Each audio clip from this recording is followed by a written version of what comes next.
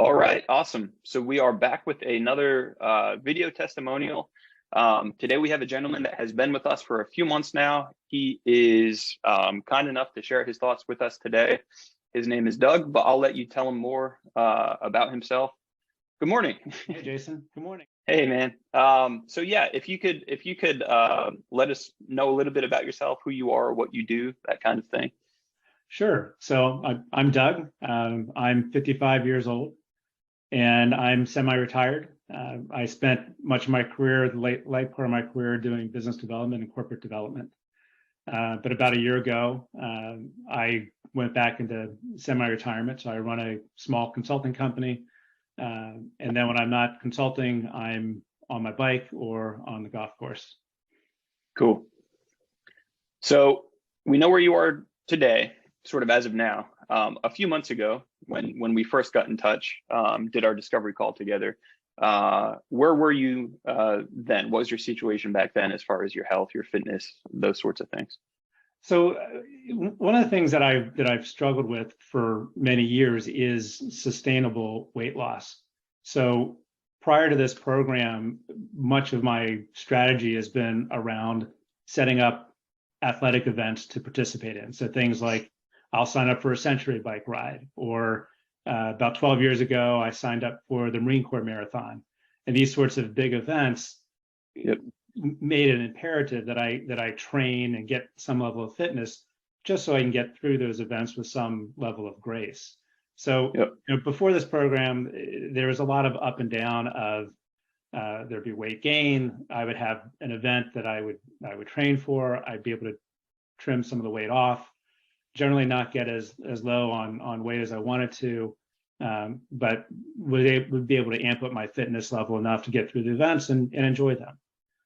But as I was turning 55 and just looking at how I'm aging, what my goals are for how I could use my body as I age, I felt like this up and down cycle was not getting me to a place where I could sustain at a weight that I thought would be healthier for myself and easier on my body, and also allow me to do these activities that I like to do at a level that I'd really enjoy.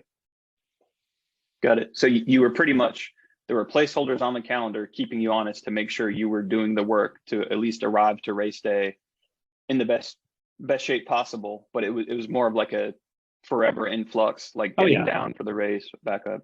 It is forever a cycle of ups and downs, and there would be a lot of discipline in the windows around the events. So I would turn up my Fitness Pal. I'd start tracking my calories, and everything was very calorie focused. So if I could get under 2,000 calories a day, and I could do that in the couple months before an event, then I would get to some weight loss. And then after the event, I would be happy with my weight loss and my downward trajectory of weight loss, but I would lose focus and start to see it bump back up as my discipline waned. Yeah, so the placeholder on the calendar went away, the desire to keep doing the things to get ready for the race day without the race day no longer being in front of you. It's like, Yeah, well, it like wishful thinking. I wish I was thinner. I wish I could ride a bike faster. I wish for those things, but could not translate that into action that I could sustain. Yep, sustainable, implementable, ongoing, regardless of what was on the calendar. Basically, habits, systems, ways of doing things day to day. Exactly. So take that. You've been with us for a little over 3 months now, working with Coach Carey. How does that approach differ from sort of how you're living day-to-day life at this point now? So in this program, I've still had to figure out what I'm going to eat, but I have sort of this macro framework to try to fit the day's calories into. What's been different through this experience is, with all my other weight loss attempts, and I've been successful losing weight, just not able to keep it off, but all of the prior ones have been very focused just on hitting a calorie goal. So, through that process, I would always feel hungry. And I Yeah. would always I would get to the end of the day, I'm hungry. I look at my calorie count and say, well, I can't eat anything because everything that's a choice for me is not going to fit under the calorie window.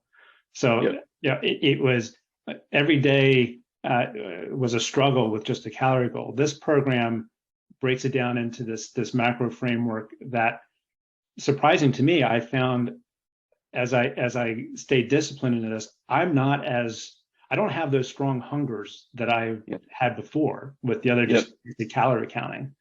Yep. So, going into this, I thought, well, this is going to be hard, just like the others, but this time I'm very dedicated to losing the weight. So I'm just going to struggle through.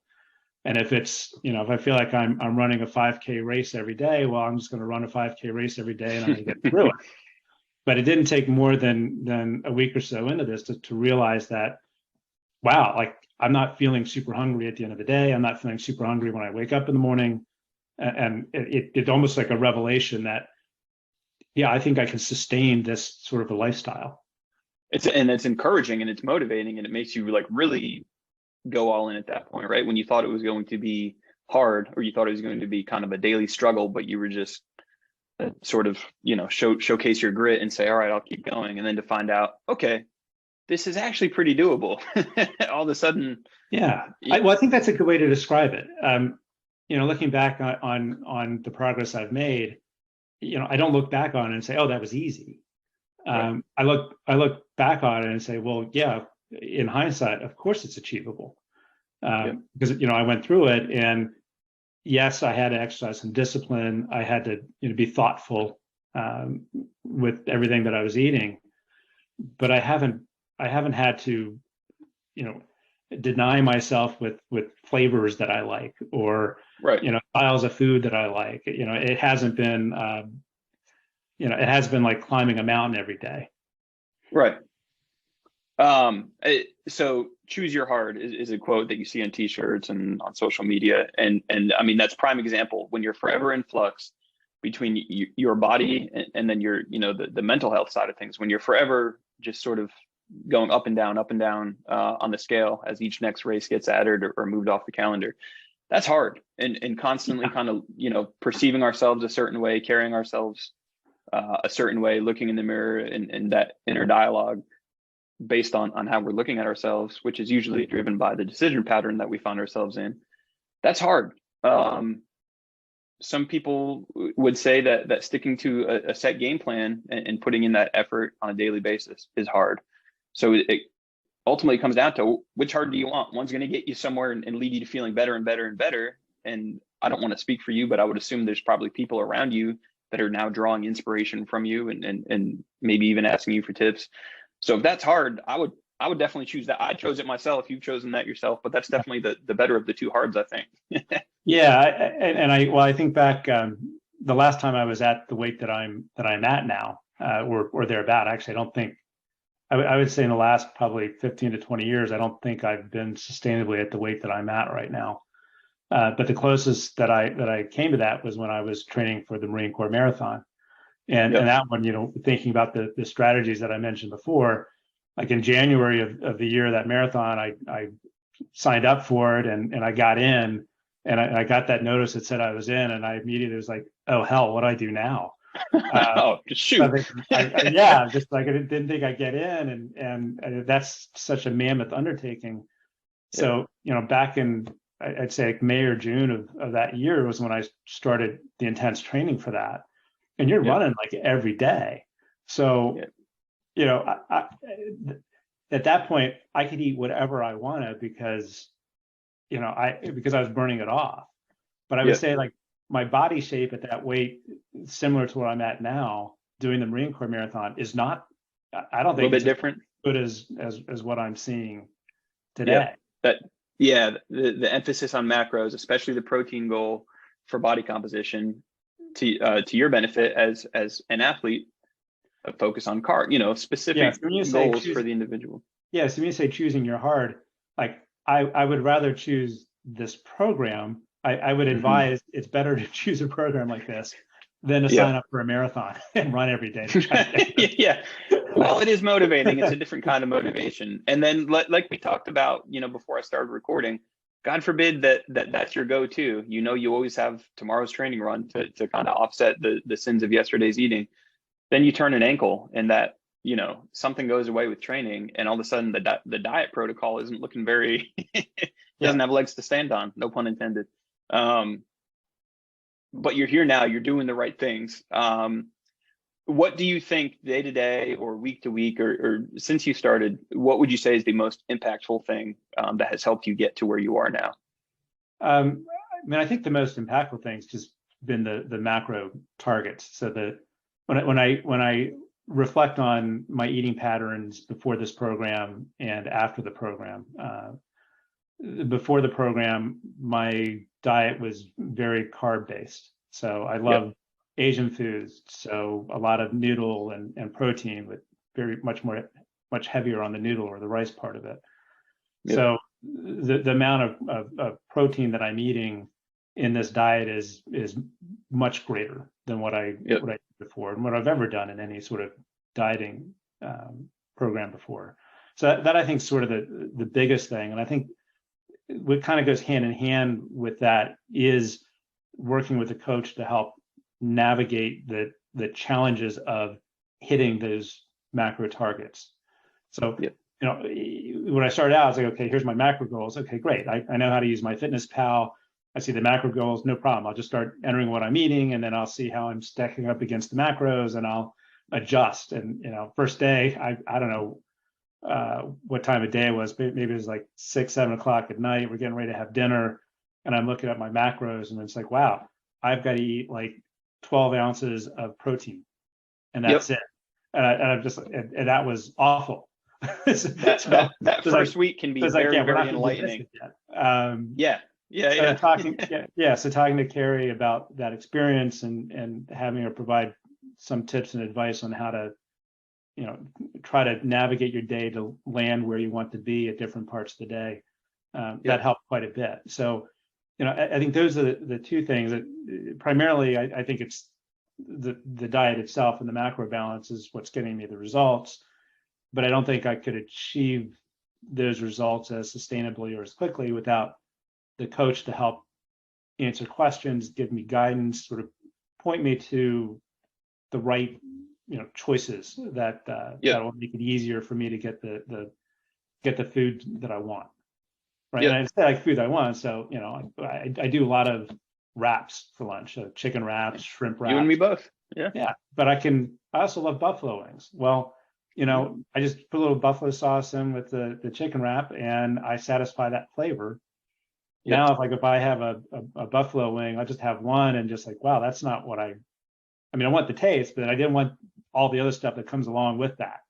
The worth it. Yeah. The worth it factor checks out some days, other days, not so much. Yeah. So, getting the tips and advice from the coach helps craft, I think, the actual menu that I wind up having every day.